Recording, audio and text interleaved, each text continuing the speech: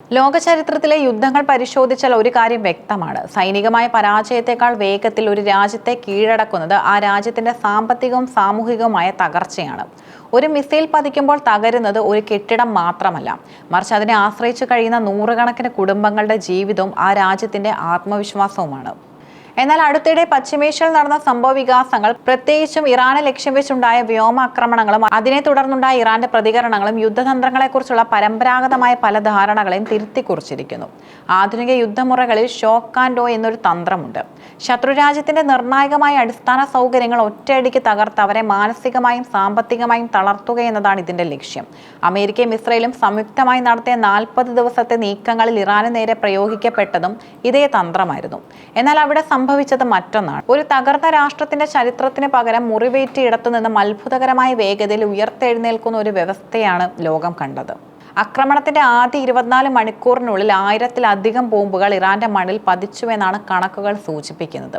ഒരു ശരാശരി രാജ്യത്തെ സംബന്ധിച്ചിടത്തോളം ഇത് മാസങ്ങളോളം നീണ്ടു നിൽക്കുന്ന സാമ്പത്തിക സ്തംഭനത്തിന് കാരണമാകേണ്ടതാണ്. എന്നാൽ ഇറാന്റെ കാര്യത്തിൽ വൈദ്യുതി നിലയങ്ങൾക്കും ഗതാഗത സംവിധാനങ്ങൾക്കും നാശനഷ്ടങ്ങൾ സംഭവിച്ചെങ്കിലും അവയൊന്നും പൂർണ്ണമായി നിശ്ചലമായില്ല. ഇതിന് പിന്നിൽ കൃത്യമായ പ്ലാനിംഗ് ഉണ്ടായിരുന്നു. ഇറാൻ തങ്ങളുടെ ഊർജ്ജ ഗതാഗത സംവിധാനങ്ങളെ രൂപകൽപ്പന ചെയ്തിരിക്കുന്നത് ഡിസ്ട്രിബ്യൂട്ടഡ് നെറ്റ്വർക്ക് എന്ന രീതിയിലാണ്. അതായത് ഒരു പ്രധാന കേന്ദ്രം തകർന്നാലും രാജ്യം മുഴുവൻ ഇരുട്ടിലാകാത്ത വിധം പ്രാദേശികമായ നിയന്ത്രണ സംവിധാനങ്ങൾ അവർ വികസിപ്പിച്ചു. ഇതൊരു ആക്രമണം ഉണ്ടായാൽ അതിന്റെ ആഘാതം ഒരു നിശ്ചിത പ്രദേശത്ത് ഒതുക്കി നിർത്താൻ സഹായിക്കുന്നു.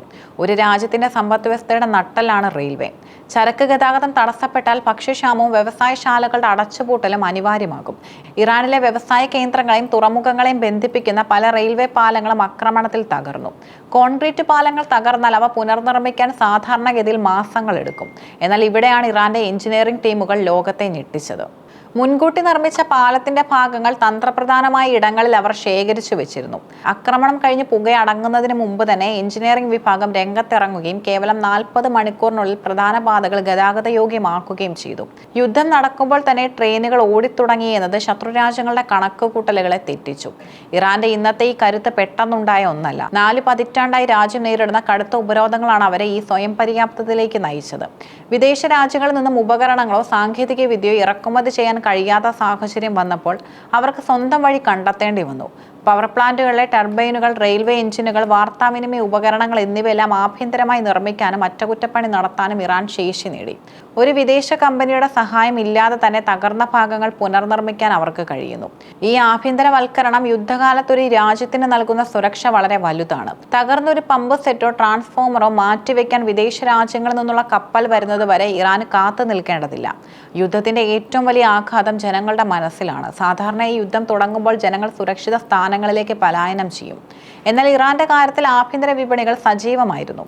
ജനങ്ങൾ പരിഭ്രാന്തരായി സാധനങ്ങൾ പൂഴ്ത്തിവെക്കുന്ന സാഹചര്യം ഉണ്ടായില്ല. വിദേശത്ത് താമസിക്കുന്ന ഇറാനികൾ പോലും ഈ പ്രതിസന്ധി ഘട്ടത്തിൽ രാജ്യത്തേക്ക് മടങ്ങാൻ തയ്യാറായി എന്നതും ശ്രദ്ധേയമാണ്.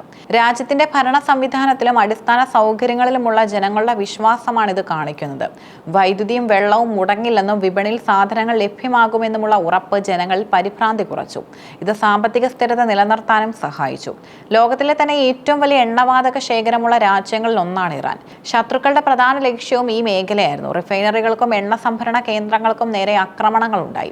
എന്നാൽ ഇറാൻ തങ്ങളുടെ എണ്ണ കയറ്റുമതിയും ആഭ്യന്തര വിതരണവും തടസ്സമില്ലാതെ തുടർന്നു. എണ്ണ സംസ്കരണശാലകൾ തകരാതിരിക്കാൻ ഭൂഗർഭ പൈപ്പ് ലൈനുകളും മൊബൈൽ റിഫൈനറി യൂണിറ്റുകളും അവർ ഉപയോഗപ്പെടുത്തി. ഒരു വലിയ റിഫൈനറിക്ക് കേടുപാട് സംഭവിച്ചാൽ പകരം ഉപയോഗിക്കാൻ കഴിയുന്ന സംവിധാനങ്ങൾ നേരത്തെ തന്നെ സജ്ജമായിരുന്നു.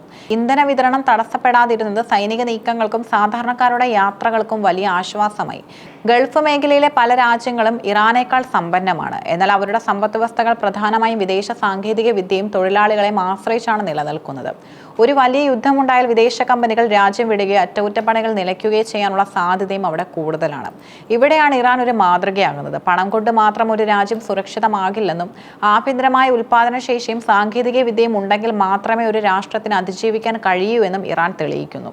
യുദ്ധം എന്നത് ഇന്ന് കേവലം അതിർത്തികളിലെ വെടിയൊച്ചകൾ മാത്രമല്ല, അത് സെർവറുകളിലെ സൈബർ ആക്രമണങ്ങളാണ്, ബാങ്കിംഗ് മേഖലയിലെ തടസ്സങ്ങളാണ്, വിതരണ ശൃംഖലയിലെ വിള്ളലുകളുമാണ്.